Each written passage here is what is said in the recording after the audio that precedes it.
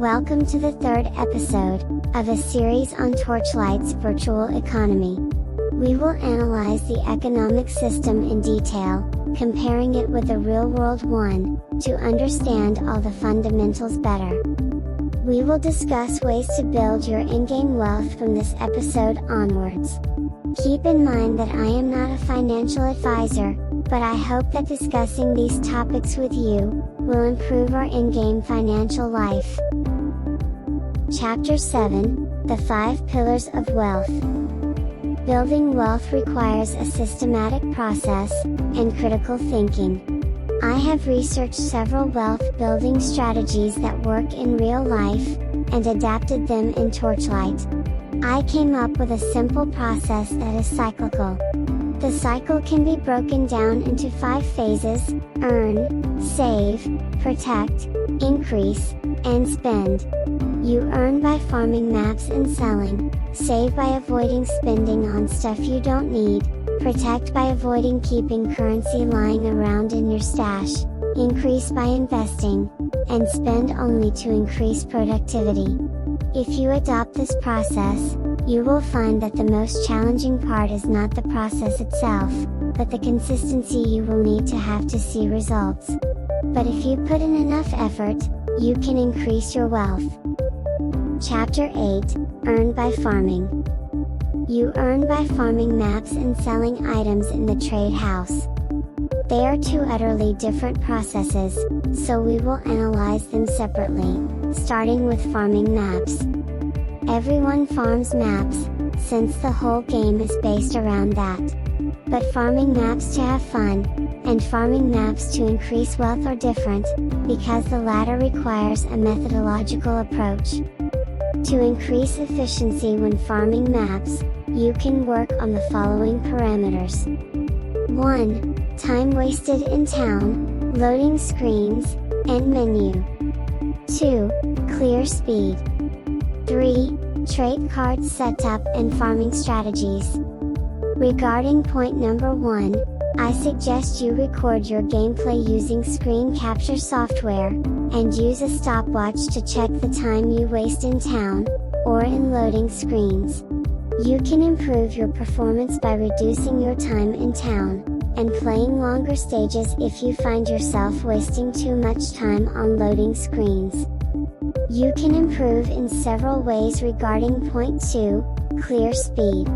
You can change your build completely to switch to a faster one, or improve the one you are using. You can be more efficient in farming paths, by memorizing the map you are farming, or by going to a lower level of difficulty to speed up the process. Lastly, for point number 3, we have trait cards and farming strategies. There isn't a golden rule here, because I suggest you adapt your deck and strategy according to the market needs. For example, if embers sell really high, go for an ember farming strategy. On the other hand, if T8 maps and in-game gear are most requested, do a boss rush strategy. The point here is simple. Do your best to increase your earnings. Be it wasting less time in town, more efficient in clearing speed, or adopting a better farming strategy. Or, even better, a combination of all the above methods. Increasing earnings is fundamental. Chapter 9, Earn by Selling. Selling goods in the trade house seems straightforward, but there is more to it than posting your goods for sale. Selling is an art, and to do it proficiently, you must learn techniques like price positioning, flipping, and market manipulation. Let's analyze these techniques one by one. Price positioning is the act of setting a price on a particular item, that is within a specific price range. There are 3 price positioning strategies: neutral, penetration, and skimming. Neutral is when you price your goods to match the market average. Penetration is when you lower the price to sell goods faster, making them cheaper than the average. Finally, skimming is when you set the initial price high, and lower it over time.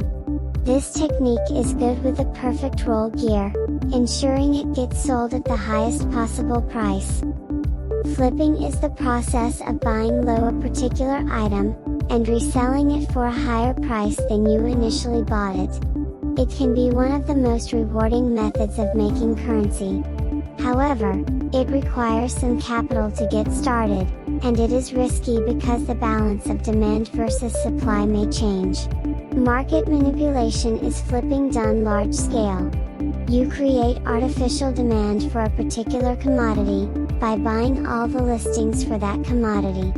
And then you resell them all for an average higher than you bought them. Before we wrap up this episode, please consider changing your approach to selling goods. Many players limit themselves, by selling nothing more than what they have personally dropped. To improve your wealth, you must learn trading techniques and become a trader. It is not optional. It is a must. Postface. You can find all the videos of this series in a dedicated playlist, so if you are interested in the following episodes, save the playlist. If you enjoyed the video, please click the like button and subscribe to the channel. Thanks for watching. See you soon.